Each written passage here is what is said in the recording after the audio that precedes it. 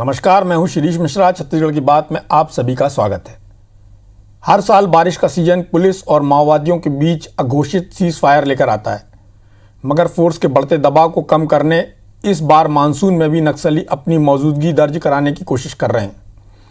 28 जुलाई से शुरू होने वाले शहीदी सप्ताह से पहले जगरगुंडा इलाके में ग्रामीणों को अगवा करना या मुखबिरी के नाम पर सिलसिलेवार तरीके से लोगों की हत्या करना नक्सलियों के बदलते मंसूबे की तरफ इशारा कर रहे हैं।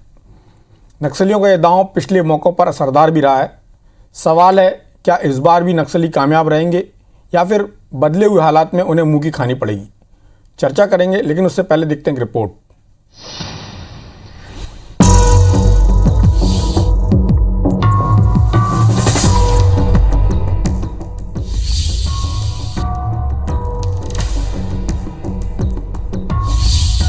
बस्तर में नक्सलियों पर जैसे जैसे शिकंजा कस रहा है, जैसे जैसे वो अपनी जमीन खो रहे हैं, वैसे वैसे उनकी बौखलाहट बढ़ने लगी है। जब भी वो बौखलाते हैं, दहशत फैलाने वाले पैंतरों के साथ निहत्थों और बेगुनाहों पर टूट पड़ते हैं। एक बार फिर यही हो रहा है, वो लोगों को अगवा कर रहे हैं, धमकियां दे रहे हैं। ताजा मामला सुकमा जिले का है। कुंदेड़ गांव में 18 जुलाई को नक्सली 7 स्थानीय युवकों को अगवा करके अपने साथ ले गए।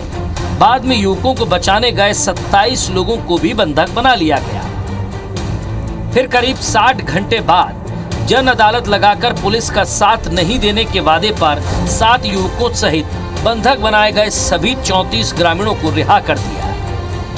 कुंदेड़ गांव है, वहां से 18 तारीख को 7 लोगों को नक्सली अपने साथ ले गए, युवा लोगों को। उसमें उनको वापस लेने के लिए, बात करने के लिए शायद गांव से अगले दिन प्रधान और पटेल और जो लोग थे गांव के मुखिया लोग गए थे, तो उनको भी अभी वापस नहीं आने दिए। युवाओं के अपहरण का वास्तविक कारण सामने नहीं आया है, लेकिन जानकार ये बता रहे हैं कि कुंदेड़ धुर नक्सल प्रभावित इलाका है। जगरगुंडा थाने से 5 किलोमीटर दूर इस गाँव में भी सुरक्षा बलों का कैंप प्रस्तावित है, लिहाजा गांव के युवकों को डराने के लिए उनका अपहरण किया गया हो। एक वजह और ये भी मानी जा रही है कि बड़ी संख्या में युवा जो आश्रम पोटा केबिन छोड़कर गांव वापस गए हैं, उनको बैठकों में अपने साथ जोड़ने की कोशिश की जा रही है। इससे ये साफ होता है कि नक्सलियों का मंसूबा बस्तर में अपनी घटती ताकत को दोबारा हासिल करना है। नक्सलियों के नए पैंतरों पर पुलिस दावा कर रही है कि तमाम कोशिशों के बावजूद नक्सलियों को मुंह की खानी पड़ रही है। ग्रामीणों को बंधक बनाने के मुद्दे पर सत्ता पक्ष और विपक्ष के अपने अपने दावे हैं।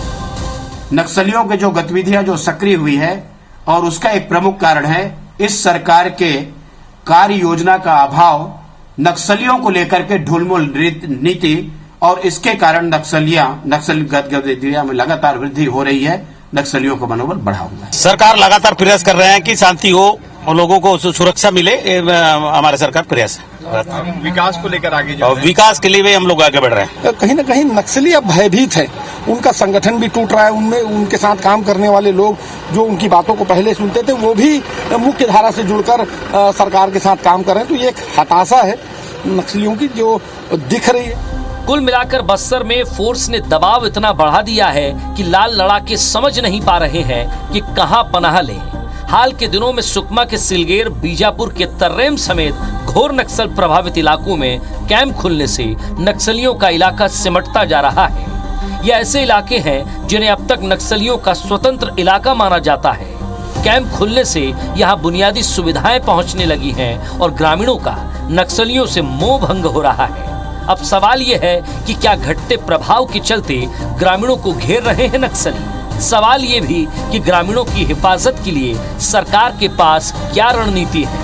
नरेश मिश्र, IBC 24, जगदलपुर।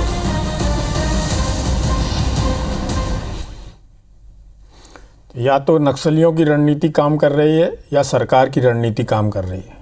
किसका ज़्यादा प्रभाव है? वैसे देखने में साफ तौर पर समझ में आ रहा है कि सरकार यानी कि पुलिस और सेंट्रल पैरा मिलिट्री फोर्सेस अंदर जाती जा रही हैं, जिसके चलते नक्सली दबाव में, जहाँ तक रिक्रूटमेंट का सवाल है, जैसा कि इस रिपोर्ट में दिखाया गया, नक्सलियों के लिए रिक्रूटमेंट एक बड़ी समस्या थी पिछले कुछ सालों से। और जिस तरह से वो कोशिश कर रहे हैं ग्रामीणों को अलग अलग ढंग से मोबिलाइज करने के लिए, चाहे वो कैंप का विरोध हो, चाहे योजनाओं का विरोध हो, इसके चलते जो नक्सलियों का प्रभाव वाला इलाका है जगरगुंडा खास तौर पर, उसके पास का ये गांव है, 5 किलोमीटर दूर गांव है तो सुकमा ज़िले में, लेकिन बीजापुर से ज़्यादा क्लोज़ है। इसके चलते नक्सलियों ने जो ग्रामीणों को अगवा किया, उन पर मुखबिरी का आरोप लगाया, फिर दूसरे ग्रामीणों को बुलाया और उनको आखिरी ताकीद दी कि इस तरह का काम यदि आगे किया तो उनके लिए परेशानी होगी। तो क्या नक्सली इस तरह की रणनीति भी अपना रहे हैं कि धीरे धीरे लोगों को धमकी देना जो पहले करते थे, और जो मुखबिरों को मारना और मुखबिरों की हत्या करना और ग्रामीणों को बुलाकर उनको इनडायरेक्ट वे में धमकाना, क्या हो रहा है, फोर्स कितनी कामयाब हो रही है, सरकार की रणनीति क्या है, तमाम बातों पर चर्चा के लिए हमारे साथ 2 खास मेहमान हैं। रामानुजगंज से विधायक हैं बृहस्पति सिंह जी। बृहस्पति जी, आपका बहुत बहुत स्वागत है। भारतीय जनता पार्टी से रजनीश सिंह जी हैं जो बेलतरा से विधायक हैं। रजनीश जी, आपका बहुत बहुत स्वागत है। नरेश मिश्रा हमारे साथ हैं जो IBC 24 के जगदलपुर के संवाददाता हैं, बस्तर के ब्यूरो प्रमुख हैं। नरेश जी, पूरी चीज़ें समझना चाहूँगा आपसे बहुत शॉर्ट में कि क्या हो रहा है वहाँ पर। जैसे आज गरियाबंद में भी एक नक्सली पर्चा मिला, वहाँ पर भी बम लगाने की बात सामने आई, चंदन कश्यप के काफ़िले पे हमले की कोशिश हुई, उसके बाद जिस तरह से ग्रामीणों को अगवा किया गया, लगातार घटनाएं जो चल रही हैं, सिलगेर का मामला हो और बाकी जो मामले हैं वो सामने आ रहे हैं। क्या किस तरह से देखते हैं, कौन आगे बढ़ रहा है, पुलिस आगे बढ़ रही है कि नक्सली आगे बढ़ रहे हैं? नहीं, निश्चित तौर पे पुलिस तो काफी आगे बढ़ रही है और खास तौर पे जो दंडकारण्य का इलाका है, इस इलाके में पुलिस ने एक सुनियोजित लक्ष्य तय कर रखा है और उसी की वजह से नक्सली इतनी पीड़ा में दिखाई दे रहे हैं, परेशानी में दिखाई दे रहे हैं और उनके पास इसका कोई बेहतर समाधान, इतनी जल्दी इतनी बड़ी तादाद में लोग मोबिलाइज करने का 2 ही तरीका है। एक, यूथ और महिलाओं को ज्यादा से ज्यादा संगठन में रिक्रूटमेंट दिया जाए। इसके अलावा ज्यादा से ज्यादा राजनीतिक आंदोलन या ऐसी गतिविधियां की जाए जिससे फोर्स और ग्रामीणों के बीच सीधा टकराव पैदा हो। तो ये कुछ पिछले कुछ समय से साफ तौर पर दिखाई दे रहा है और जगरगुंडा के नजदीक ये जो इलाका है कैंप के जगरगुंडा काफी समय हो गया बने हुए, लेकिन बावजूद इसके अगर आप देखें तो इस इलाके में नक्सलियों की पकड़ कमजोर नहीं है। तो ये दुलेड़ की घटना उसका एक उदाहरण पर है और ये संभव है कि आने वाले दिनों में इस तरह की घटनाएं और दिखाई दें जिसमें मुखबिरी के नाम पर हत्या भी शामिल है। अहम जो बात जो गरियाबंद इलाके में दिखाई दे रही है वो ये कि आप देखिए, जब नक्सलियों पर किसी एक हिस्से में दबाव पड़ता है तो वो कहीं ना कहीं नई जगह पर उपस्थिति दिखाते हैं और इस लिहाज से मुझे लगता है कि जो राजनीतिक जो ऐसे क्षेत्र जहां पर ट्रैवल बाउल है, फॉरेस्ट है या एक पोटेंशियल है उनके लिए, वहां पर आने वाले दिनों में इस तरह की उपस्थिति दिख सकती है। लेकिन वो पहली वाली बात नहीं है कि एक तरफा नक्सलियों को रिक्रूटमेंट मिलता है और इसकी वजह इस बात को फोर्स ने भी भांप दिया है। सरकार ने भी ये समझा है कि युवाओं को जोड़ने के कुछ तरीके इस्तेमाल किए गए हैं, उनको डिस्कनेक्ट नहीं किया गया। तो इसलिए मोटे तौर पे ये कहा जा सकता है कि जो भी स्थितियां दिखाई दे रही है, ये दबाव पर एक काउंटर मैकेनिज्म नक्सल डेवलप करने की कोशिश कर रहे हैं, इसकी प्रतिक्रिया दिखाई दे रही है इस वक्त। चलिए, हमारे साथ रजनीश सिंह जी भी हैं। रजनीश जी, आपने नरेश को सुना होगा और आपने रिपोर्ट भी देखी होगी। आपकी पार्टी का जैसा कि मानना है कि सरकार कोई ठोस काम नहीं कर रही, सरकार की कोई रणनीति नहीं है और नक्सली अपना प्रभाव क्षेत्र बढ़ा रहे हैं, जबकि जो रिपोर्ट्स बता रही हैं वो ये बता रही हैं कि नक्सलियों का इलाका सिकुड़ता जा रहा है, समिटता जा रहा है और नक्सली अंदर जहां अंदर तक फोर्स जा रही है, इसके कारण नक्सली परेशान हो रहे हैं।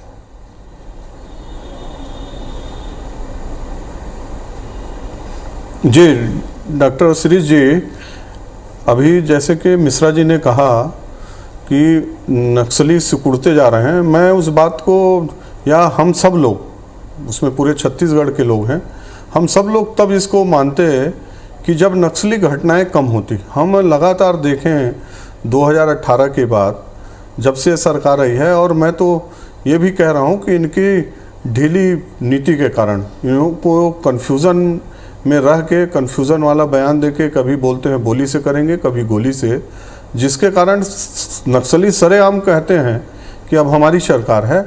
और 2018 के बाद आज हम 2021 में है, 2018 को छोड़ दीजिए, 2019 से 21 में हम हैं, 2.5 साल में किस दिन ऐसा जा रहा है जबकि वहाँ आम नागरिक न मारे जा रहे हों, कि पुलिस के कर्मचारी, जवान या फिर अन्य विभाग के कर्मचारी न मारे जा रहे हो, ग्रामीणों को हत्या हो रही है, अपहरण हो रही है। जहाँ से वो नक्सली को खदेड़ दिया गया था वहाँ फिर उनकी उपस्थिति दिख रही है, दर्ज हो रही है। और सरकार जो कर रही है, हम ये बात बेशक कह सकते हैं कि हम लोग प्रेशर बना रहे हैं, दबाव बना रहे हैं, इसके कारण बौखलाहट है। यदि उनमें बौखलाहट आएगी तो ये इस तरह की घटनाएं जिस दिन होनी बंद हो जाएगी। 34 लोगों का अपहरण हो जाता है, 60 घंटे उनका पता नहीं लगता, और कई ऐसी घटनाएं हुई हैं लगातार अभी इन 2-2.5 वर्षों में। तो अभी हम ये यदि हम निष्कर्ष निकालें कि नक्सली सिमट रहे हैं, बौखला रहे हैं, तो मेरे को लगता है इसमें हम भ्रम में हैं। एक बार नक्सली एक नेता उनका पत्र लिखता है कि हम यहाँ ये करवाना चाहते हैं, नक्सली हम कुछ दिन के लिए युद्ध विराम चाहते हैं, और दूसरे दिन से फिर उनका वही गतिविधि शुरू हो जाता है। तो कहीं ना कहीं अभी हमको बिल्कुल महसूस नहीं हो रहा है कि नक्सली बैक फुट पर हैं, सरकार का उनका दबाव है। और जिस दिन नक्सली बैक फुट पर आएंगे, सरकार की दबाव बनेगी, उस दिन छत्तीसगढ़ को भी लगेगा, बस्तर वासियों को भी लगेगा। ऐसी घटना करने के पहले 10 बार सोचेंगे, तब हम ये शायद कह सकते हैं कि छत्तीसगढ़ में नक्सली अब बैक फुट पे चले गए हैं, उनकी शक्ति कम हुई है। अभी तो इसके दूर दूर तक कोई आसार नज़र नहीं आ रहे हैं। अभी तो वो कई मोर्चों पर मजबूत हुए हैं।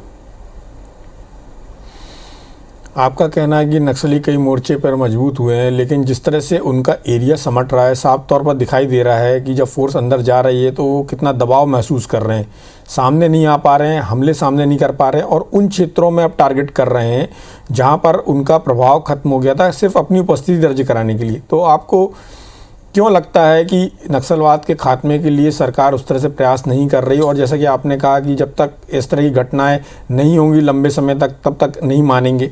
तो ये बात, क्योंकि नक्सली जब तक वहाँ पर हैं तब तक छुटपुट घटनाएं या अपनी उपस्थिति दर्ज कराते रहेंगे, इसका मतलब ये नहीं हो गया कि नक्सलियों का पूरा कब्जा है उस क्षेत्र पर।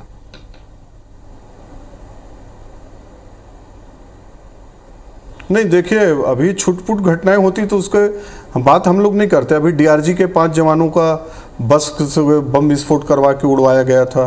उसके पहले लगातार घटनाएं हो रही हैं, निर्दोषों को मारा जा रहा है, सिर्फ पुलिस को नहीं, आम नागरिकों का अपहरण किया जा रहा है। तो अभी एक के बाद एक पूरा घटनाओं के, अभी आप ये कि जो रिपोर्ट उसमें बताया गया कि हमारे एक विधायक साथी का घटना करने से बाल बाल बचे, वो उसी फिराक में थे।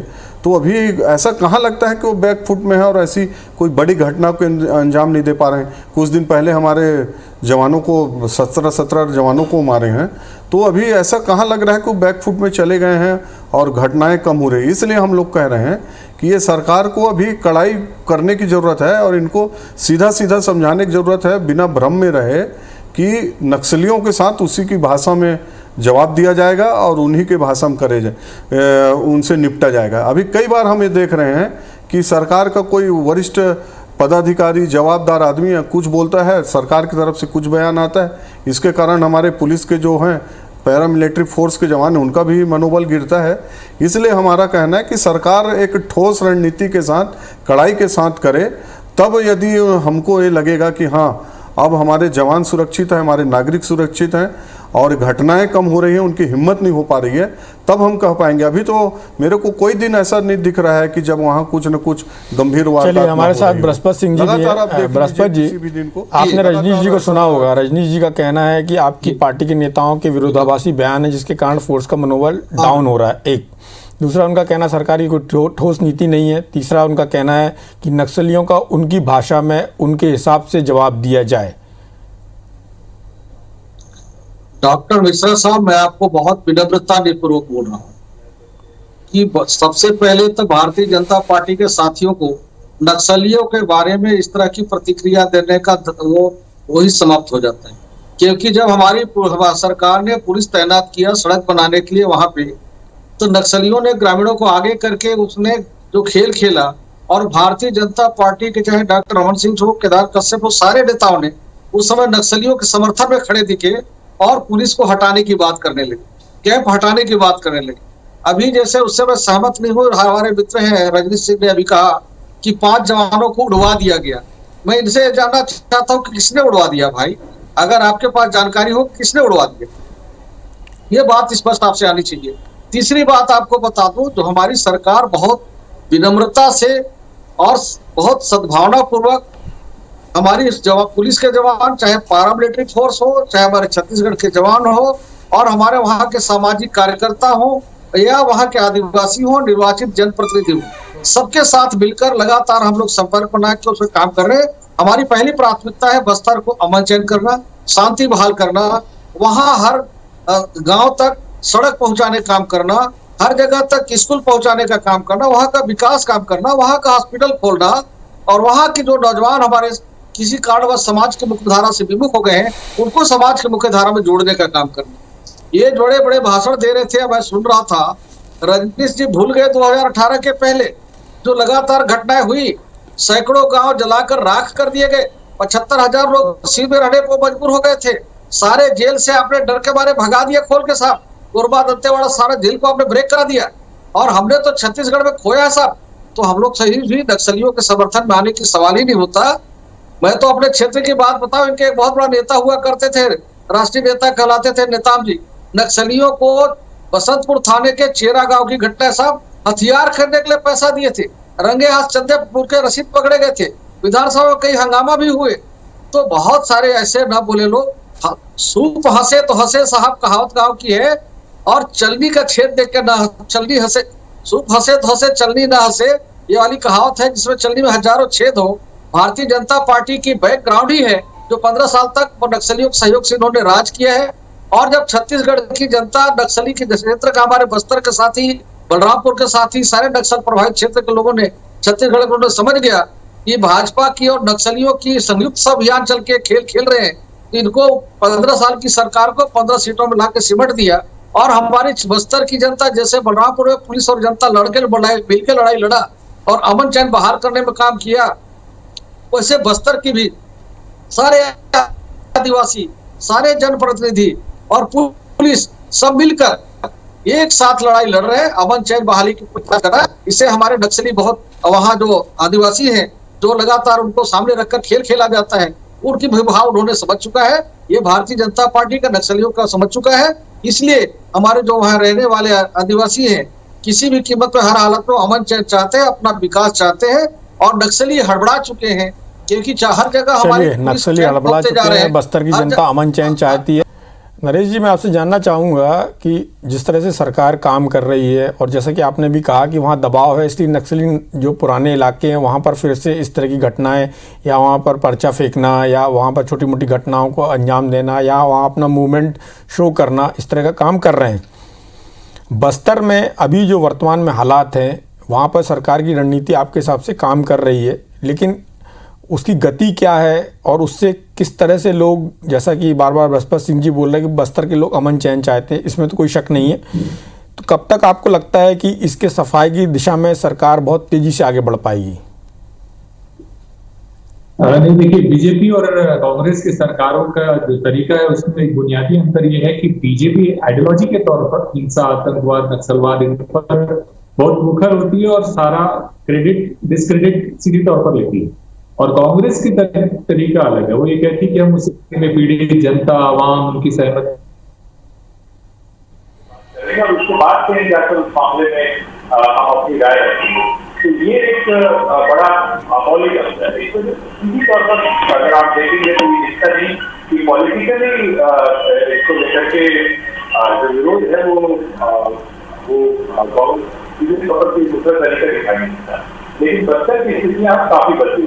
बस्तर में ये हालात है कि इस वक्त अब कोई भी पॉलिटिकल मूवमेंट या जमीन जंगल से जुड़ा मसला अब सिर्फ नक्सलवाद तक केंद्रित नहीं है। अगर आप देखेंगे तो समाज के विभिन्न वर्ग से अलग अलग नेता भी उभर करके सामने आ रहे हैं जिसको साधने की कोशिश की जा रही है।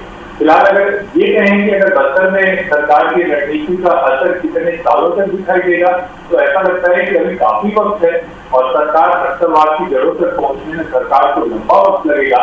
लेकिन ये पहल अच्छी है कि उन इलाकों की आदिवासी महिलाएं धीरे धीरे रोजगार और बाकी सारे चीजों की तरफ जुड़े। लेकिन बस्तर की मूल समस्या है वहाँ का जो प्रशासनिक अमला है वो जिस तरीके से काम करता है, सरकार की योजनाओं को जमीन तक पहुंचाता है, नक्सलवाद की आड़ में उस इलाके में वो उस तरह से नहीं पहुंचता है जिस तरीके से पहुंचता है। अगर ये पहुंचे सुनिश्चित तौर पर नक्सलवाद का जो हिंसात्मक स्वरूप या ऐसे स्वरूप के अंदर रिक्रूटमेंट की तादाद जो दिखाई देती है वो शायद लगेगी। चलिए, बृहस्पति जी, आपने नरेश को सुना होगा, उनका साफ तौर पर कहना है कि जिस तरह से योजनाओं को लोगों तक पहुंचना चाहिए नहीं पहुंच पाती, लाभ जिस तरह से पहुंचना चाहिए नहीं पहुंच पाता, यदि उसकी गति बढ़ेगी तो सरकार की सफलता का प्रतिशत बढ़ जाएगा, वहां पर शांति की जो प्रक्रिया वो तेज होगी। और डॉक्टर साहब आपको बहुत स्पष्ट बता दें, अभी आपने देखा होगा अनुसूचित जनजाति का समिति की बैठक जब हुई थी अभी 2-4 दिन पहले ही, मुख्यमंत्री जी और सारे बस्तर के साथी हम सभी लोग थे, कोई ऑनलाइन जुड़ा था कोई कहाँ था, कई हमने अहम फैसले लिए हैं। जैसे आदिवासियों की जमीन पे बस्तर में बहुत सारे पेड़ होते थे जिसको कलेक्टरों के चक्कर लगा के उनको बहुत परेशानी होता था, उसको भी मुख्यमंत्री जी ने शिथिल करके एसडीएम को दिया और 60 दिन के अंदर अनुमति देगा और वन विभाग काट के ले जाकर नीलाम करके किसानों के खाते में सीधे पैसा जमा करेगा। बहुत सारी हम रणनीति वहां पे कर रहे हैं ताकि हमारा आदिवासी आर्थिक रूप से मजबूत हो, वहां का विकास हो और सुरक्षा के लिए 100% गारंटी हो। और जहां जहां भी सुरक्षा बलों की आवश्यकता वहां हम तैनात करते जा रहे हैं और हमारी ये पूरा रणनीति है। हमारे वहाँ सामाजिक कार्यकर्ता भी सारे लोग बढ़ चढ़ के भाग ले रहे और सारे आदिवासी परिवार भी हमारे साथ सब खड़े हैं और सब लोग अमन चाहते हैं, हर इंसान अमन चाहता है। चलिए रजनीश जी, एक छोटा सा कमेंट चाहूंगा आपका। चाहता है और हम लोग चाहेंगे जी। क्या है मिश्रा जी, आप बहुत गंभीर विषयों पर चर्चा करते हैं, लेकिन आप हमेशा से आप खुद महसूस किए होंगे कि कांग्रेस के मैं तो दादा वरिष्ठ विधायक, इनसे उम्मीद कर रहा था सकारात्मक करेंगे, तो डिरेल हो जाते हैं हमेशा। भाई डिरेल को कैसे हम पटरी पर लाएं, वो बड़ी बड़ी बात बोल गए कि 15 में आ गए, 15 साल में। अरे 130 साल में कहाँ हो, गूगल मैप सर्च करना पड़ रहा है। बृहस्पति सिंह जी, बड़ी बड़ी हॉस्पिटल बना दिया, रोड बना दिया, 1-8 तो नाम गिना दो कि हाँ हॉस्पिटल बनाए। अभी उपलब्धि बताया माननीय मुख्यमंत्री जी ने, बड़ी बड़ी फैसलाएं की हैं। क्या फैसला की है? आदिवासियों को जो पेड़ है उसको काट के नीलाम करके पैसा दिया जाएगा। वाह बृहस्पति दादा, आप भी समझ रहा हूं, मैं आपकी परेशानी समझ रहा हूं, लेकिन वास्तविकता है कि आप बता नहीं पा रहे हैं कि कहाँ हॉस्पिटल बना, कहाँ रोड बना। चलिए, राजनीतिक आरोप प्रत्यारोप का दौर तो चलता रहेगा, लेकिन यदि बात की जाए एक निष्पक्ष राय की, तो नरेश का साफ तौर पर कहना है कि जो नए समाज के नेता सामने आ रहे हैं, जिस तरह से महिलाएं सामने आ रही हैं, तो एक नया दौर शुरू हो रहा है और ये दौर जितनी तेजी से आगे बढ़ेगा उतनी तेजी से नक्सलवाद का सफाया होगा। इस चर्चा में भाग लेने के लिए आप सभी का बहुत बहुत धन्यवाद। नमस्कार।